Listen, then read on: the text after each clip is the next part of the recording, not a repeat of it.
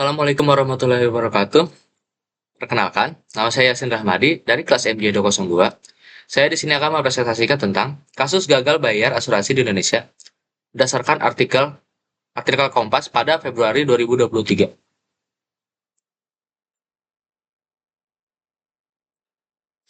Latar belakang. Bayangkan, jika dana yang kita percayakan kepada asuransi untuk masa depan, pendidikan anak, atau pelindungan kesehatan, tiba-tiba tidak bisa dicairkan.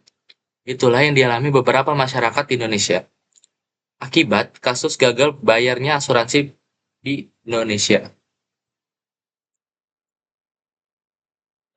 Fakta, gagal bayar di industri asuransi. Warna Artalife, dana nasabahnya diblokir karena terkait kasus Jiwasraya. Jiwasraya juga merugikan negara dan nasabah hingga triliunan rupiah. Resna Life juga dicabut izin usahanya karena tidak bisa memenuhi kewajiban pembayaran. Akibatnya, banyak keluarga yang kehilangan tabungan hidup mereka. Kepercayaan publik pun menurun drastis. Bagaimana masyarakat seharusnya mengambil sikap atau bersikap? Edukasi diri sebelum mengambil suatu produk asuransi juga itu salah satu poin penting. Selalu mengecek legalitas perusahaan melalui situs OJK. Jangan pernah tergiur janji keuntungan besar yang tidak masuk akal. Gunakan hak untuk mengadu ke OJK jika merasa dirugikan. Karena hak konsumen dilindungi oleh hukum, kita wajib menjadi konsumen yang kritis dan sadar akan resiko. Apa tanggung jawab perusahaan? Menjaga kepercayaan publik dengan melakukan transparansi keuangan. Menyediakan informasi yang sangat jelas tentang resiko dan manfaat produk. Memastikan dana kelolaan aman dan tidak disalahgunakan. Taat pada regulasi dan menjaga integritas manajemen.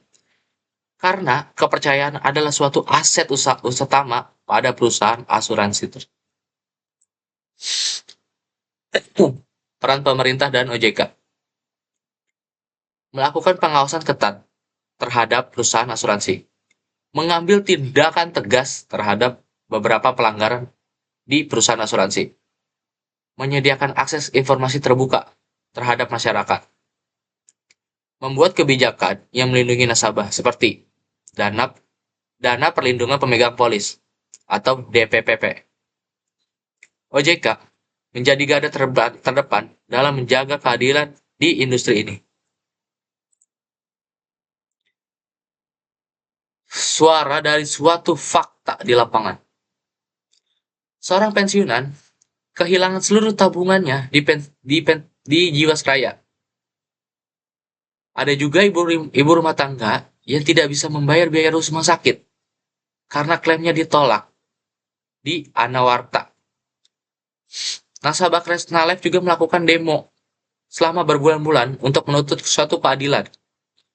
Ini bukan sekedar angka, ini tentang masa depan, rasa aman, dan suatu kepercayaan.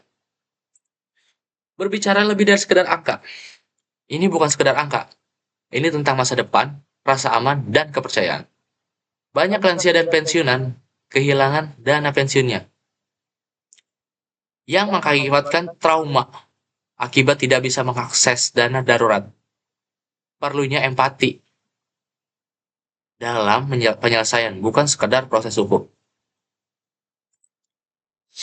Langkah perbaikan dan suatu harapan. Edukasi keuangan itu penting sebagai kurikulum wajib dilakukan sejak zaman sekolah atau pada saat sekolah. OJK juga harus memperkuat sistem untuk melakukan peringatan dini. Perusahaan wajib lapor resiko investasi secara transparansi. Pembentukan lembaga mediasi asuransi yang independen itu juga hal yang sangat penting dan suatu harapan untuk jadi perusahaan ini agak bagus agar terdepannya kita bisa tahu. Kesimpulan, kasus gagal bayar asuransi bukan hanya sekedar persoalan teknis, tapi krisis kepercayaan publik. Konsumen juga harus lebih kritis dan berani menyuarakan hak-haknya. Perusahaan wajib mengelola dana nasabah dengan tanggung jawab yang penuh. Pemerintah melalui OJK harus hadir sebagai pelindung yang tegas dan transparan.